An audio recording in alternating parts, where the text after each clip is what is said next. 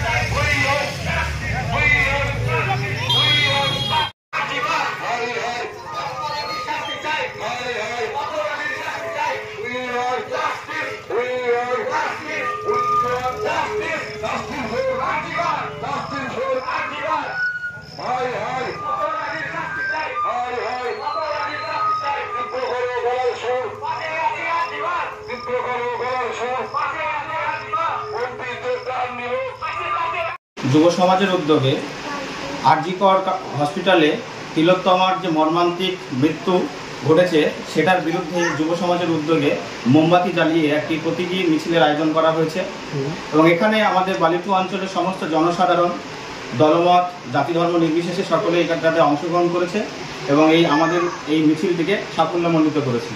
আমাদের একটাই দাবি, সেটা হচ্ছে এই যে মর্মান্তিক ঘটনা, এই মর্মান্তিক ঘটনার একটা দৃষ্টান্তমূলক শাস্তি আমরা দাবি রাখছি এবং দিকে দিকে প্রতিবাদ গড়ে তোলার জন্য সবাইকে অনুরোধ করছি। বিশেষ করে AB24 নিউজের দর্শকদেরকে বলবো, আপনারা আপনাদের খোলস থেকে বেরিয়ে আসুন। এটা সবার সমস্যা, আপনার সমস্যা, আমার সমস্যা, সবার সমস্যা। এটা অন্য কারো সমস্যা বলে আপনারা এড়িয়ে যাবেন না। আপনারাও এই প্রতিবাদ মিছিল গড়ে তুলুন।